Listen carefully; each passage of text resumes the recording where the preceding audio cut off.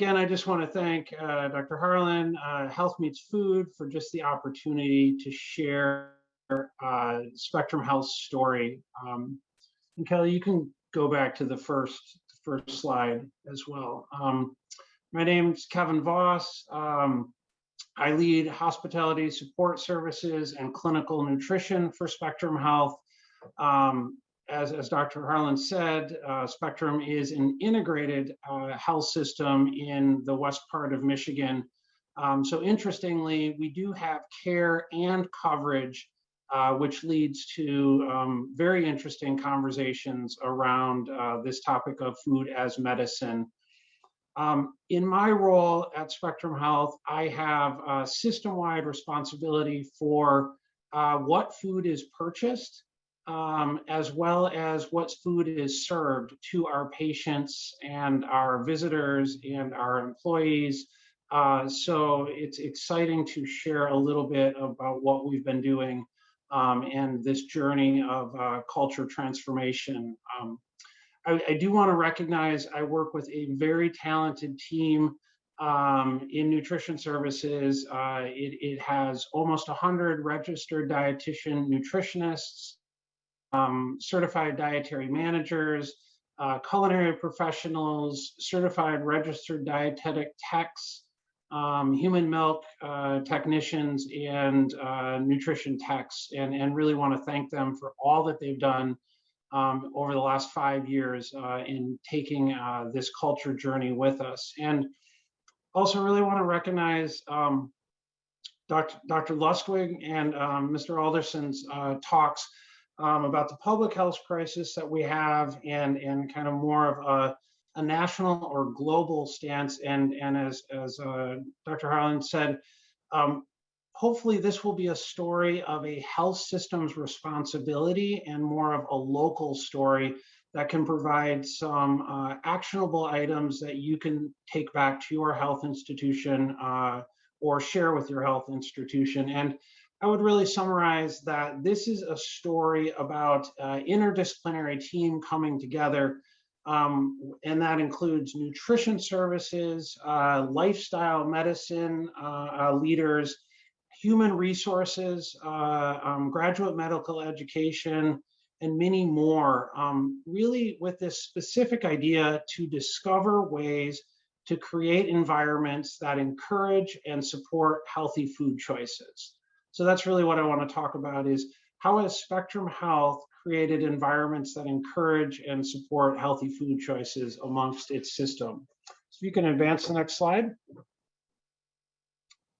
Perfect. So at Spectrum Health, or across the nation, it's not a secret that food has a unique advantage, and that advantage is created shared experiences that really provide the opportunity to start new conversations. And that's what we're trying to use as the catalyst is can we create new conversations around food? We know that as the largest employer in the west half of Michigan, we needed to start new conversations first within the integrated health system, and then take that message beyond the walls of the hospital.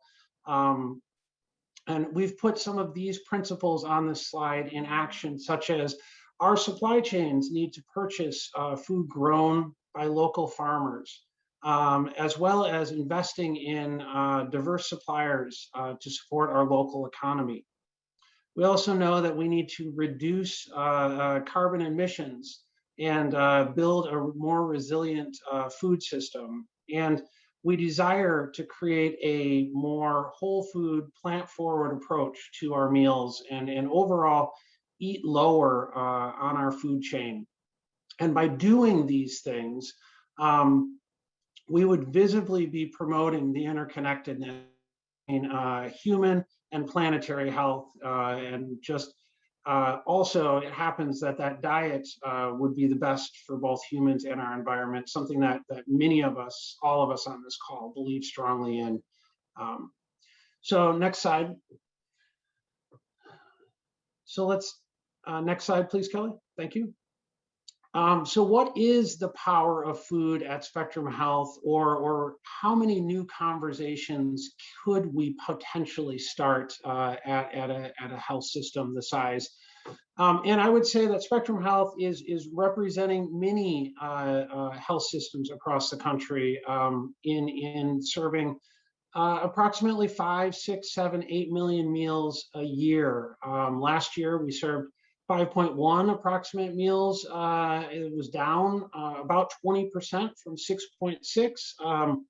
Many of us have heard that is a typical story of a health system due to work from home regulations, visitor restrictions, as well as different food safety regulations due to COVID. But one thing I do want to highlight is this second bullet point is that for a health system and for their food service, only about a third or a quarter of the meals are meals to our patients. So there's a great opportunity to actually engage our employees in what they're eating, in what we serve at a health system. And then what was mentioned is that we are often thought of as our main medical center is in Grand Rapids, Michigan. And interestingly, about 70% of our total meals are produced out of our two main medical centers. You see a picture of one here. So we're going to talk a little bit about the impact of really dramatically changing the main cafeteria at that main medical center. Next slide, please. So continuing to think about how do we create environments to support and encourage healthy food with food as the change agent. Our journey has been about a 5-year journey, and we started with culinary medicine education and then journeyed quickly into other operations internally in the hospital in food service operations. So from culinary medicine, we looked at orientation and cafeteria meals, catering meals, different lunch and learns, and in every one of these environments, people collaborated and created community and started new conversations around food. So today I want to share 3 main experiences. One, the experience of Spectrum Health at launching a culinary medicine practice. I also want to talk about how we've retooled our catering menu and where that has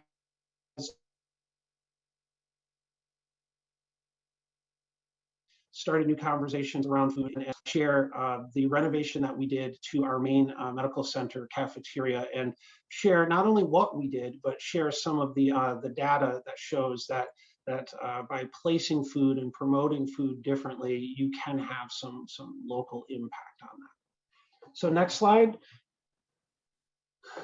So culinary medicine education for our own medical residents and fellows was our entry point back in 2016.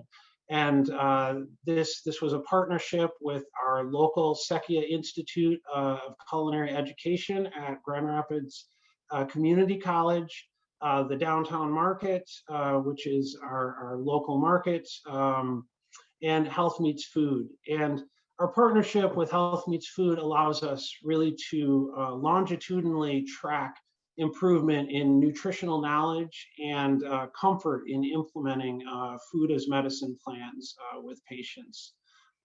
One of our successes is that we secured nearly $1 million in grant funding for our culinary medicine intervention for children and families, which we named the Family Kitchen RX. And you can see some of the participants on the pictures of the slide as well. These early developments in culinary medicine really created opportunities for us to elevate the message of food as medicine. And to date, the program has engaged over 1,000 people in hands-on cooking classes since April of 2020. It's inspired 3,000 people to join us in an annual plant-powered challenge.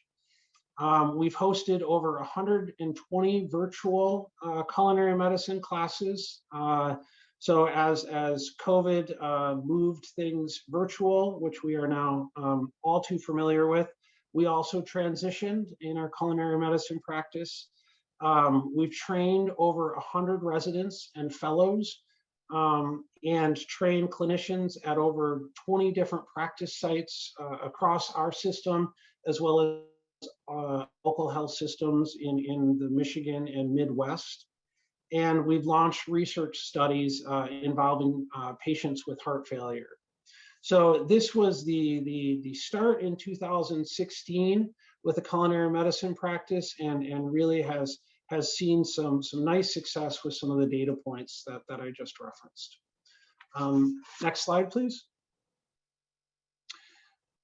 As culinary medicine and my partners, Dr. Christy Arts and Leanne Moriello, were gaining momentum back in 2016, we looked at where is opportunities that we can share some of the recipes that were being cooked in the culinary medicine classes that would have the most impact on us. And one of the areas that we quickly went to was, in our system, we have a weekly new employee orientation. And we have about 6,000 people go through that new employee orientation a year. And we thought, could we use a tactic to use the culinary medicine platform and recipes to provide a delicious and nutritious lunch, and that would not only be a teachable experience, but would definitely encourage healthy food choices and more support. It would also give us an opportunity to market and promote our lifestyle medicine classes around nutrition and stress management, tobacco and alcohol, exercise, and healthy relationships and sleep. And market that strategy to a very influential body of new employees. From there, we moved to our catering menu. Our organization does about our nutrition services team produces about $1.5 million of catering across our system a year.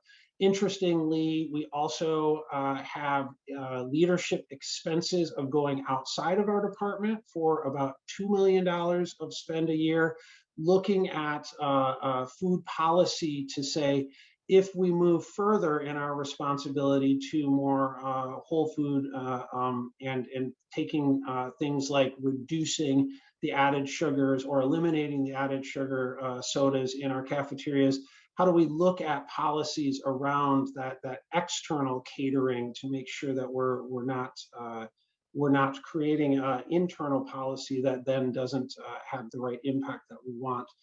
But we did, with our culinary medicine colleagues and in line with the American Heart Association, retool our catering menu, again, to encourage and support environments that could lead to healthy eating. One very impactful story, I feel, is that pre-COVID, twice a year, we brought all 1,500 leaders of Spectrum Health together to a biannual leadership summit.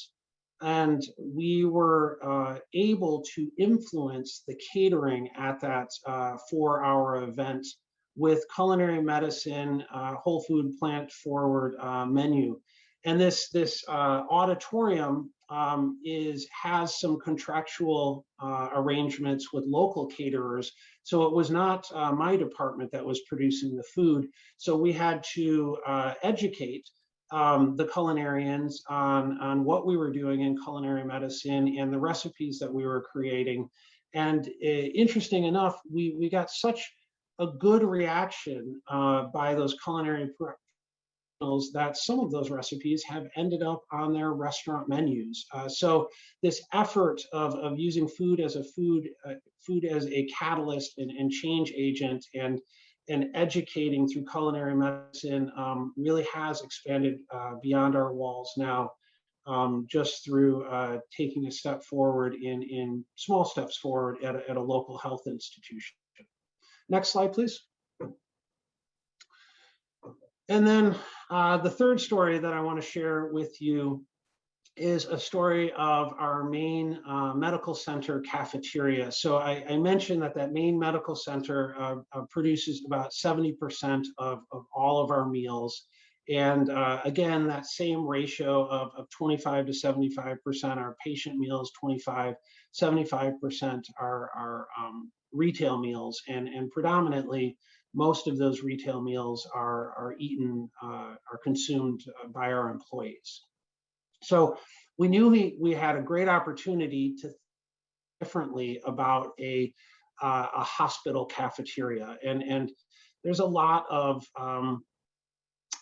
profitability that goes into a traditional cafeteria. Most nutrition services department are a cost center for the hospital, and predominantly there is, at least in many of them, there is not a room and board transfer, which is the cost of the patient meal into our department.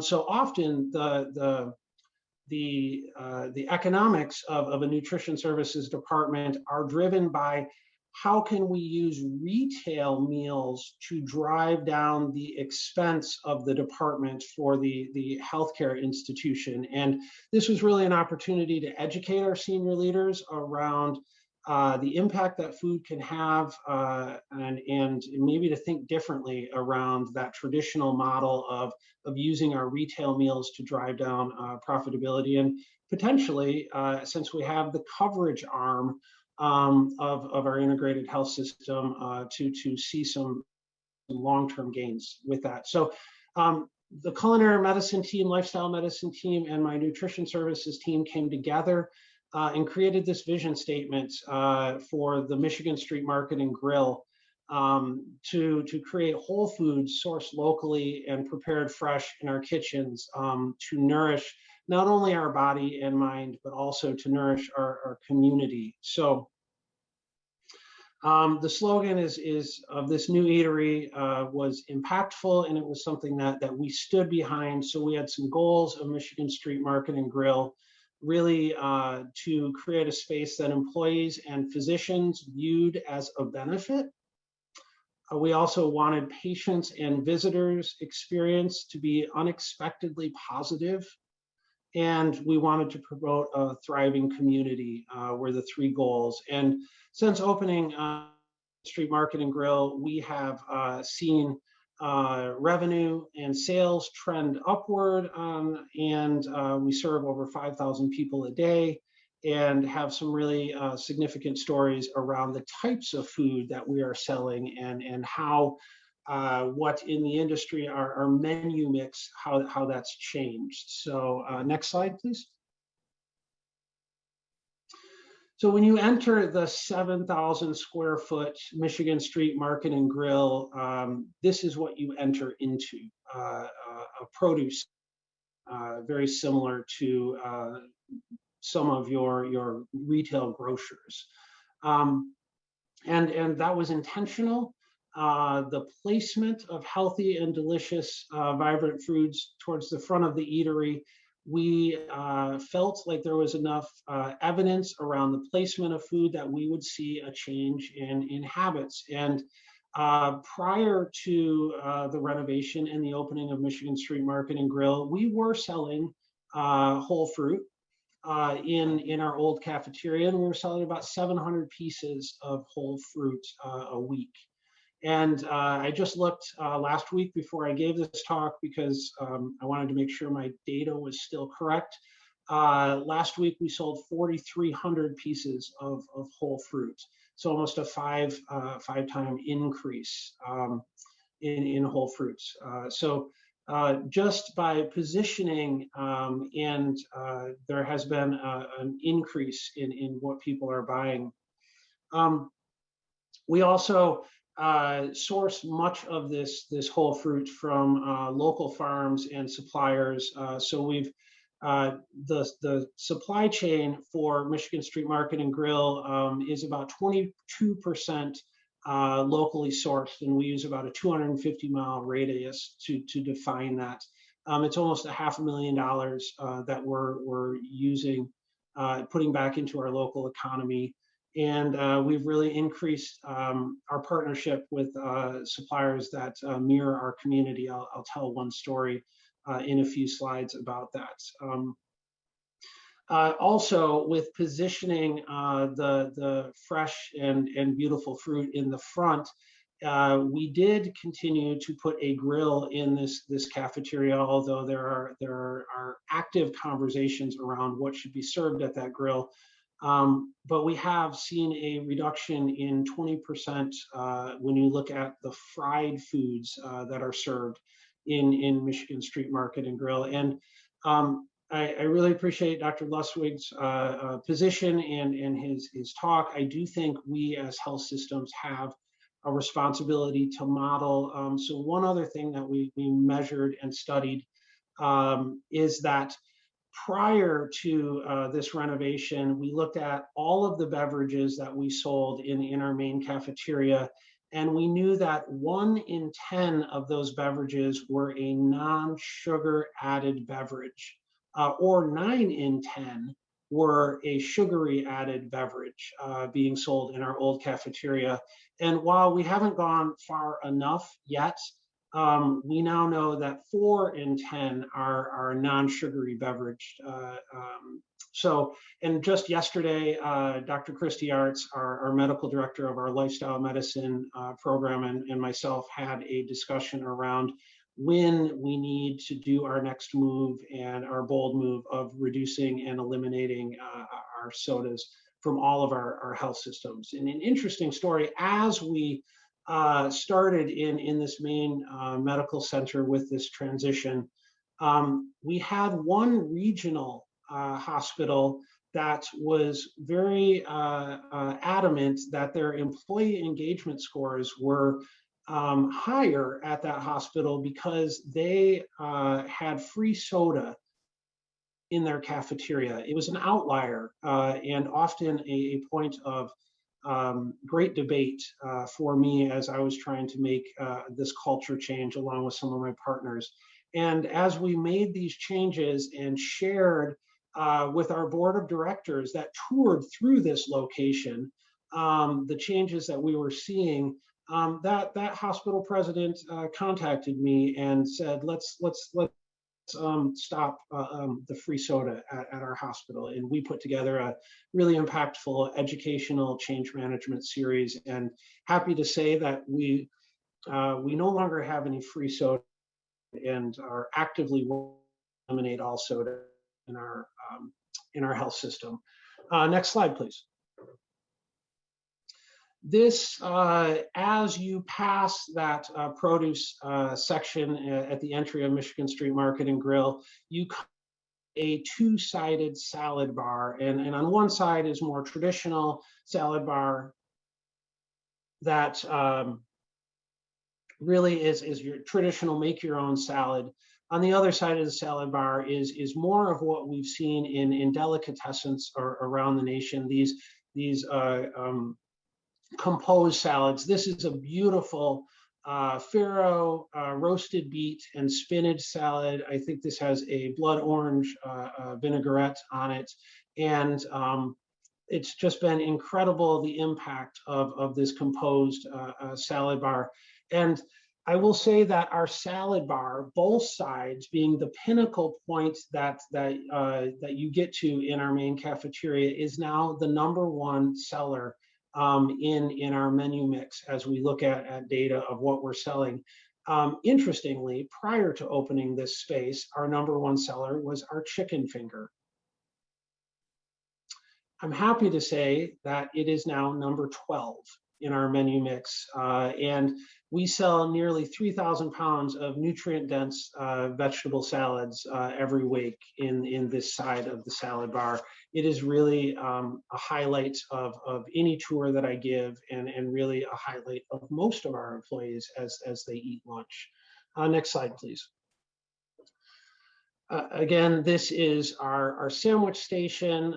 We brought on a local bread purveyor, wonderful, that is out of our downtown market. They were able to hire on 3 additional employees because of the demand that we have for local bread. This is a beautiful chickpea sandwich made on a rye local bread.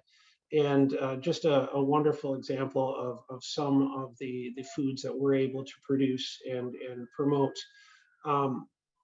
Next slide. And then when we talk about using our supply chain differently, health systems across the country have a $10 to $20 million food expense bill. Spectrum Health fits somewhere right in the middle of that. So there's great opportunity to use those dollars in a more impactful way for our local economy. A great question would be, why aren't more health institutions doing this? And we can talk about that more on the panel if anyone desires. But this is a story of a local sushi supplier, Anu Sushi, that reached out to me as we were making plans to open the Michigan Street Market and Grill. And Anu is a Burmese refugee that came to Grand Rapids when she was about 10.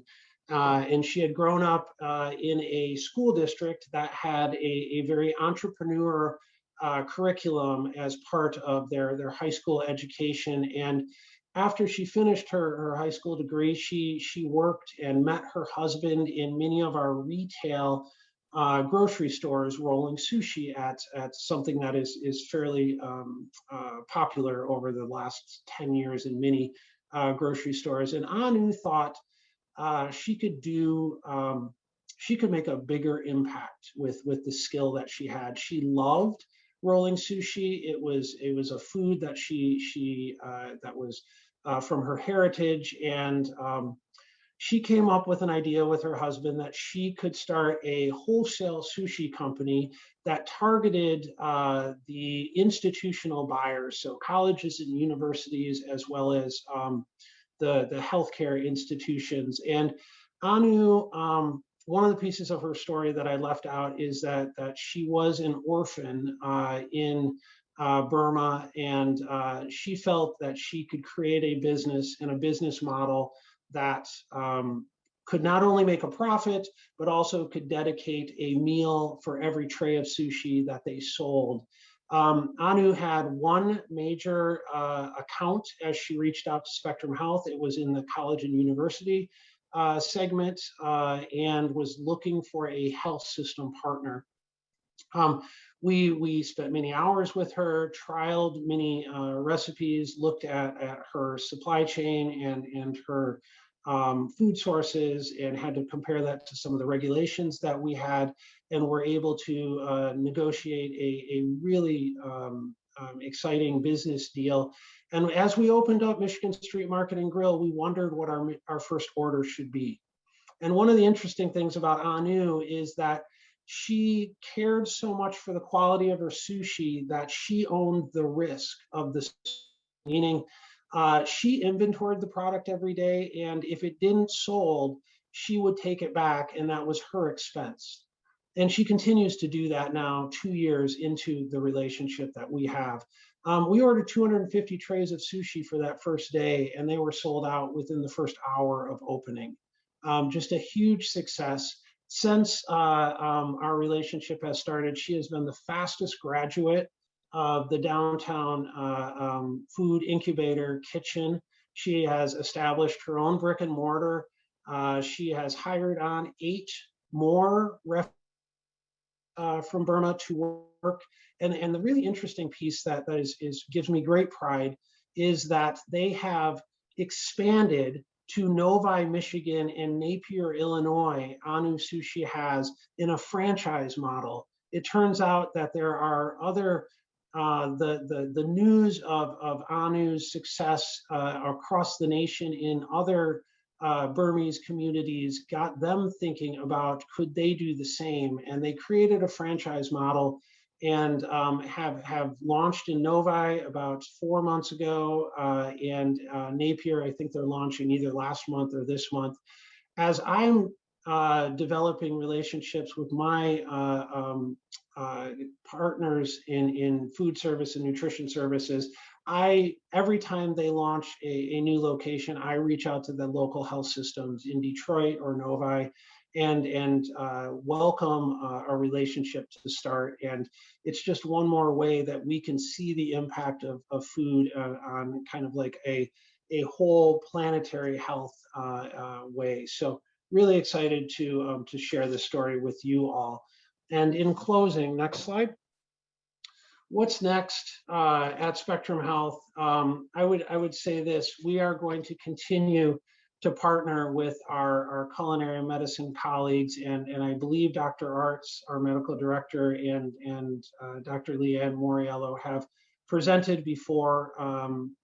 So want to give them a great credit. They're wonderful partners. We are measuring our local food spend. We have a goal to create 50% food spend using the Michigan Good Food Charter as our guide as how we do that. And we want to get to 50% for our entire system by 2030. We are studying the impact of the changes in our menu mix by using the Cool Food Pledge study, which looks at how many total meals and how much animal protein you serve divided by those total meals, and is that reducing in ounces per meal. So we are studying that through the Cool Food Pledge.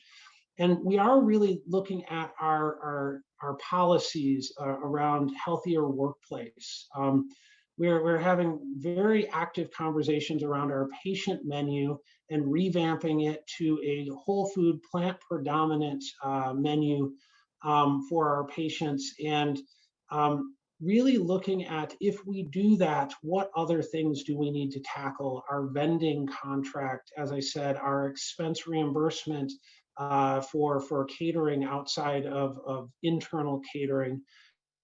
Really looking to put together a strategy to take what we've done, our partnership with culinary medicine, and in ending, creating again environments that support and encourage foods, and really this is finding healthy foods, whole foods that are sourced locally and prepared fresh in our kitchens to nourish our body, mind, and community. Again, I want to thank Health Meets Food for just the opportunity to share our story. Hopefully it's meaningful on more of a local level and a health system level. There's so much more that we can do as health systems leading the way, similar as to Dr. Lustwick said that we did with banning cigarettes. I think this is the right direction, and I'm excited we're all talking about it.